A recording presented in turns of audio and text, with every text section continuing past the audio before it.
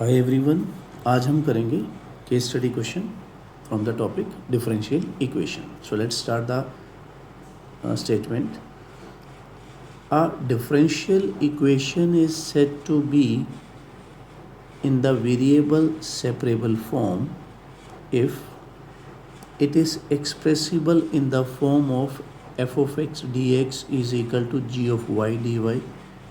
The solution of this equation is given by integration of f of x dx is equal to integration of gy dy plus c, where c is the constant of integration. Based on the above information, solve the following questions. तो जो शुरू में दिए गया वो variable separable form को थोड़ा explain किया गया, ठीक है, कि ये वेरिएबल सेपरेबल वाली टाइप है और उसमें से आगे वाले पार्ट्स हमें सॉल्व करने हैं. चलिए, फर्स्ट पार्ट क्या है. If the solution of the differential equation this represents a circle then the value of a is. तो अगर ये डिफरेंशियल इक्वेशन जो है इसका सोल्यूशन एक सर्कल रिप्रेजेंट करता है तो ए की वैल्यू ढूंढो. चलिए करते हैं इसको स्टार्ट. तो ये है बच्चों हमारी डिफरेंशियल इक्वेशन.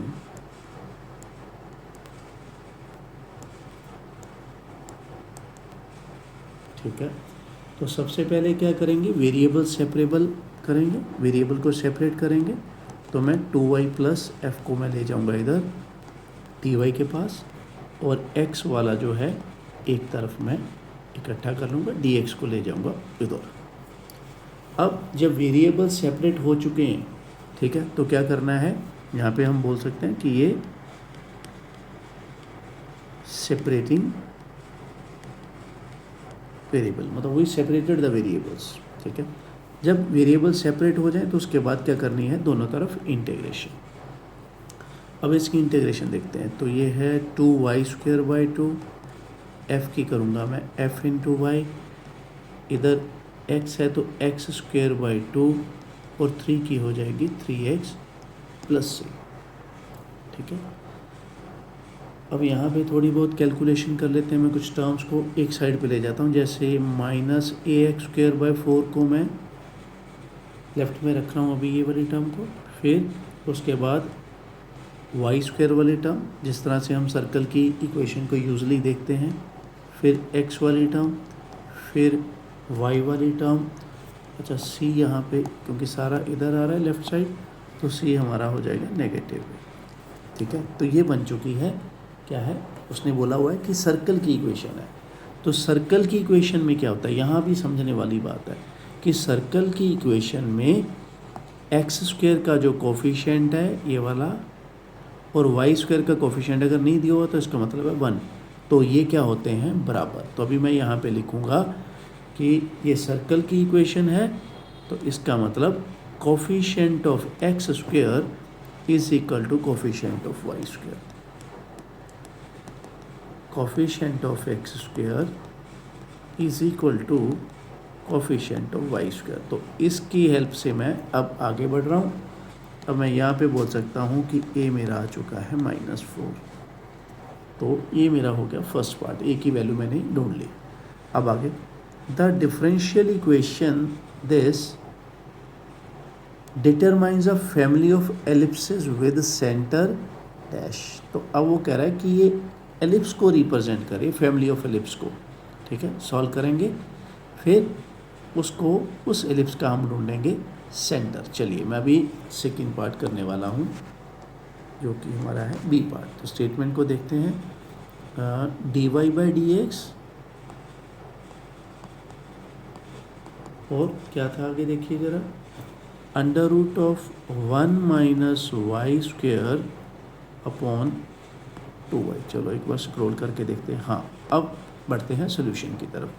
तो पहले हम करेंगे वेरिएबल सेपरेबल वाला काम. ये देखिए बच्चों, ये हो चुके हैं वेरिएबल सेपरेट. अब क्या करना है, इंटीग्रेशन. अब इसकी इंटीग्रेशन में आपको आनी चाहिए. देखिए मैं थोड़ा बताता हूँ रूल का क्या है. इसको मैं ऊपर लेके जाऊँगा इस टर्म को. ठीक है, तो अब यहाँ पे इसकी जो पावर है, इसकी पावर, इसको एक बार आप बोलो कि भाई ये है ही नहीं। अब इसका डेरिवेटिव देखो क्या चाहिए, इसका डेरिवेटिव होता है -2y, मगर मेरे पास क्या है 2y, तो मैं अब यहाँ पे एक माइनस यहाँ पे लगाऊंगा, एक माइनस यहाँ पे। अब मैं बोल सकता हूँ कि ये जो बेस है इसका डेरिवेटिव ये पड़ा हुआ। तो जब इस तरह की सिचुएशन हो तो इंटीग्रेशन कैसे करते हैं, देखिए ये जो पावर हमने हाइड की थी ना भाई, उसमें हमने एक ऐड करना है, तो -1/2 में अगर आप एक ऐड करोगे तो +1/2 हो जाएगा। तो ये होगी उसकी इंटीग्रेशन, ठीक है। इधर होगी x + c। थोड़ी सी कैलकुलेशन करते हैं। ये 1/2 को चलो मैं उधर ले जाता हूँ जिस तरह से, ठीक है। अब अंडर रूट को हटाते हैं, स्क्वेयरिंग करते हैं, ये आएगा देखिए,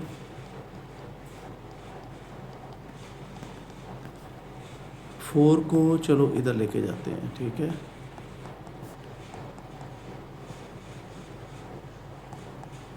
हाँ, ये ऐसा बनेगा कुछ सीन, 4 से मल्टीप्लाई कर लो। अच्छा, इस 4 को हटा देते हैं ना, ये चला गया उधर, तो यहाँ से हटाना ही पड़ेगा। अब यहाँ पे क्या बचा है, x + c का होल स्क्वायर, ठीक है। अब इसको लिखते हैं तरीके से, ये है, ये है, ये। अब 4 से डिवाइड करो, क्योंकि पहले इसको एलिप्स की शक्ल तो देनी पड़ेगी ना, फिर उसके बाद फैसला होगा। तो मैं अभी 4 से कर रहा हूँ डिवाइड, ठीक है। अब थोड़ा सा एलिप्स का रंग अब बन चुका है। इसके बाद क्या करते होते हैं, ये जो x + c है उसको कैपिटल X लिखो, और ये जो y है उसको कैपिटल Y लिखो। ये चेंज ऑफ एक्सेस में हम पढ़ते हैं 11th में, ठीक है। न्यू एक्सेस ओल्ड एक्सेस वाला काम है। तो अब मैं कह सकता हूँ कि ये इस तरह से अगर मैं लिखूँ, चलो ये देखिए, थोड़ा पूरा बना के लिखूँ तो ये है। अब ये x² / a² + y² / b² = 1, ellipse तो भाई बन जाएगा, ठीक है। अब इसको मैंने बताना क्या है, इसका सेंटर क्या है। इसके लिए मैं क्या करूँगा, यहाँ पे बनाऊँगा न्यू एक्सेस मतलब जो कैपिटल XY वाला है, और यहाँ पे मैं लिखूँगा ओल्ड एक्सेस। न्यू एक्सेस मतलब इसमें, तो इसमें तो मैं बोल सकता हूँ कि ये जो एलिप्स है जिसमें मैंने डबल टिक लगाई है, इसका तो सेंटर पता ही है 0 0, जो हम 11th में एक याद करते हैं ना, एक बॉक्स दिया होता बुक्स में, तो ये वहीं से लगाया 0 0। अब इसको कन्वर्ट करना है, तो यहाँ पे कन्वर्ट करना है, यहाँ पे कैपिटल X की वैल्यू आप 0 डालोगे ये वाली, तो स्मॉल x की वैल्यू क्या आ जाएगी आपकी -c, ध्यान रखना है आपने, -c। अब ये जो y है ये कैपिटल Y की वैल्यू है बेटे, ठीक है, ध्यान रखना है। यहाँ पुट करोगे तो स्मॉल y कितना आ जाएगा 0, अगर कैपिटल Y 0 पुट करोगे स्मॉल y 0। तो हम बोल सकते हैं कि भाई सेंटर जो है एलिप्स का ये आ गया, जो उसकी डिमांड थी वो मैंने ये रेड बॉक्स में बंद कर दी। तो हमारा हो चुका है सेकंड पार्ट, ठीक है, बी पार्ट मतलब हो चुका है। अब हम बढ़ते हैं थर्ड पार्ट की ओर। If dy/dx = y + 1, y of 0 = 1, then y log 2 = 2। Okay, चलिए थर्ड पार्ट, सी पार्ट। क्या दिया था हमें, dy/dx = y + 1, ये दिया हुआ था, ठीक है। उसके बाद मैं आपको दिखाऊंगा आगे क्या दिया था। अभी फ़िलहाल इसको सॉल्व करते हैं। चलो, वेरिएबल करो सेपरेट, हो गए। अब करो इंटीग्रेशन, ये आ गया log of y + 1, यहाँ पे क्या आ गया x + c। यहाँ पे log of modulus of y + 1 भी लिख सकते हो, log of y + 1 भी चलेगा, ठीक है। इसमें ज़्यादा वरी करने की ज़रूरत नहीं है आपको। अब यहाँ पे आपको मैं बताता हूँ ये कंडीशन क्या थी, ये थोड़ा सा यहाँ पे स्क्रॉल करके आपको दिखानी पड़ेगी मेरे को। ये है भाई, इसकी बात करूँगा अभी मैं, ठीक है। y 0 = 1 यहाँ पे लिखता हूँ मैं।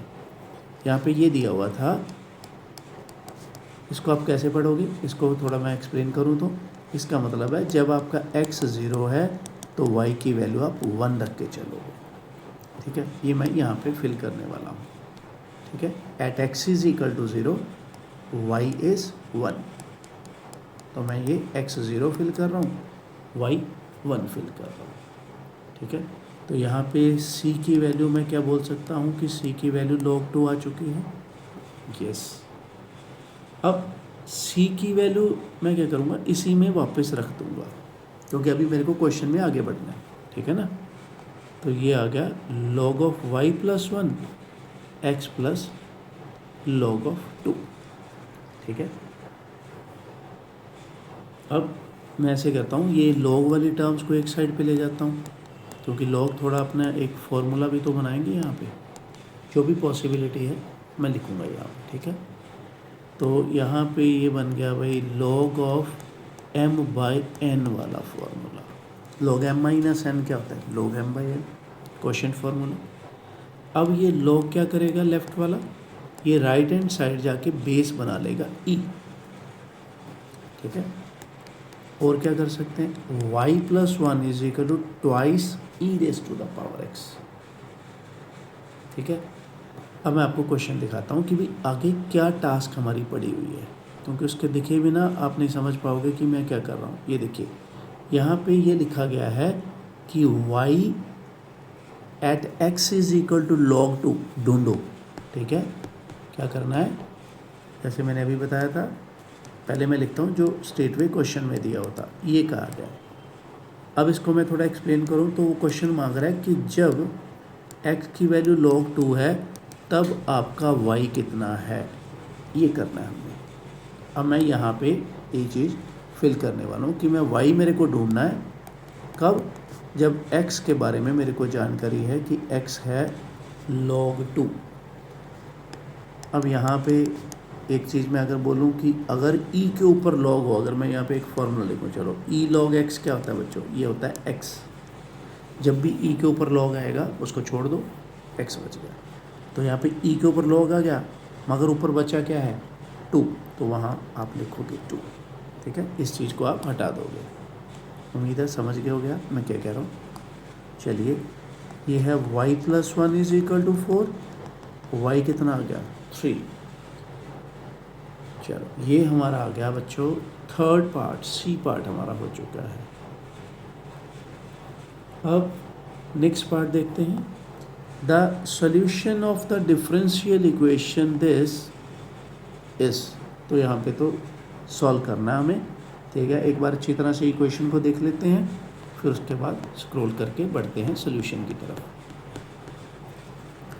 चलिए देखिए क्या थी इक्वेशन, डिफरेंशियल इक्वेशन ये थी dy बाई डी एच is equal to e raise to the power x minus 1 x square e raise to the power minus 1, ठीक है। अब वेरिएबल सेपरेबल जो है ना यहाँ पे थोड़ा सा डिफ़िकल्ट है, इसको आप ऐसे लिखोगे पहले, क्योंकि एकदम से वेरिएबल आपके सेपरेट यहाँ पे नहीं होने वाले जैसे पिछले इक्वेशंस में हो गए थे, ठीक है। चलिए यहाँ पे dy बाई डी एक्स है। अब यहाँ पे मैं बोल सकता हूँ e की पावर माइनस y कॉमन निकल जाएगा, यस। अब वेरिएबल सेपरेट करने का टाइम आ चुका है, अभी इसको ले जाओ इधर, क्योंकि y वाला एक तरफ रखना है हमने, ये x वाला आपने एक तरफ रखना है, ठीक है। ये वेरिएबल हमारे हो चुके हैं सेपरेट। अब आप करोगे इंटीग्रेशन, ठीक है। इंटीग्रेशन में इसको थोड़ा सा आसान बना सकते हैं, इसको मैं अगर ऐसे लिख लूँ e की पावर y, कोई दिक्कत नहीं है। ये राइट हैंड साइड तो ठीक ही है, e की पावर y की इंटीग्रेशन e की पावर y, e की पावर x की इंटीग्रेशन e की पावर x, एक्स स्क्वेयर की integration x cube by 3 plus c। यहाँ पे इसको मैं थोड़ा सा नीट एंड क्लीन लिखने की कोशिश करता हूँ। चलो लो जी ये हो गया। तो भाई इसी के साथ हमारा ये वाला केस स्टडीज़ जो है फिनिश होता है। नेक्स्ट केस स्टडी में मिलेंगे डिफरेंशियल इक्वेशन की केस स्टडी के साथ ही। तो यहाँ पे PDF है, वहाँ पे आप डाउनलोड कर लीजिए, डिस्क्रिप्शन बॉक्स में आपको मिल जाएगी।